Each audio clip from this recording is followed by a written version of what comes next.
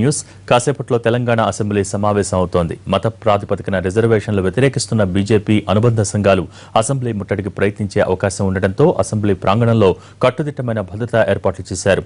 భారీగా పోలీసు బలగాల్ని మోహరించారు. అసెంబ్లీ నుంచి మరిన్ని వివరాలు మా ప్రతినిధి కమల్ అందిస్తారు.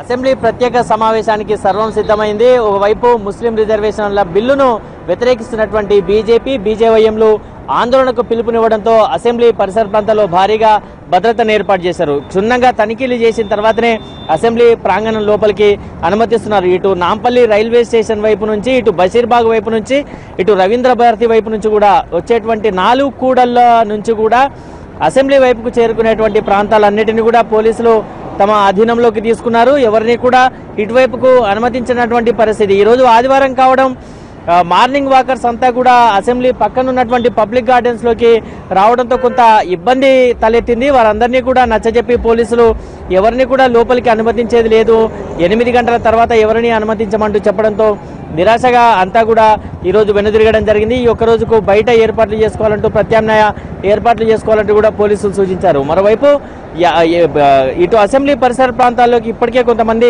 బీజేపీ బీజేవైఎం కార్యకర్తలు వచ్చున్నారన్నటువంటి పోలీసుల సమాచారంతో తనిఖీలు నిర్వహిస్తున్నారు. అసెంబ్లీ పరిసర ప్రాంతాలతో పాటు నాంపల్లి రైల్వే స్టేషన్ నుంచి ఇటువైపు వచ్చే దారులన్నీ, రవీంద్ర భారతి నుంచి అసెంబ్లీ వైపు వచ్చేటువంటి దారులన్నీ కూడా క్షుణ్ణంగా తనిఖీలు నిర్వహిస్తున్నారు. మనం చూడొచ్చు అసెంబ్లీ ప్రధాన రహదారి ఎంట్రన్స్ ఇక్కడ నుంచే శాసనసభ్యులంతా కూడా లోపలికి వెళ్లాల్సి ఉంటుంది. ఈ ప్రాంతాన్ని అంతా కూడా పోలీసులు క్షుణ్ణంగా తనిఖీలు నిర్వహిస్తున్నారు. రెగ్యులర్గా ఎవరైతే ఈ అసెంబ్లీ పక్కన ఉన్నటువంటి గేట్ మనం ఏదైతే చూస్తున్నామో ఇది పబ్లిక్ గార్డెన్స్ లోపలికి వెళ్ళేటువంటి దారి. ఈ లోపలికి వెళ్ళేటువంటి కొన్ని ప్రభుత్వ ఆఫీసులు కూడా ఉన్నాయి. వాళ్ళందరినీ కూడా తనిఖీలు నిర్వహించిన తర్వాత ఈరోజు ఆదివారం ఎట్టి పరిస్థితిలో లోపలికి అనుమతించట్లేదంటూ కూడా ఉద్యోగస్తులను కూడా లోపలికి అనుమతించినటువంటి పరిస్థితి. ఇక ఎవరైతే అసెంబ్లీ పాస్ ఉందో గుర్తింపు పొందినటువంటి వాళ్ళను మాత్రమే లోపలికి అనుమతిస్తున్నారు. ఇటు టాస్క్ ఫోర్స్ పోలీసులతో పాటు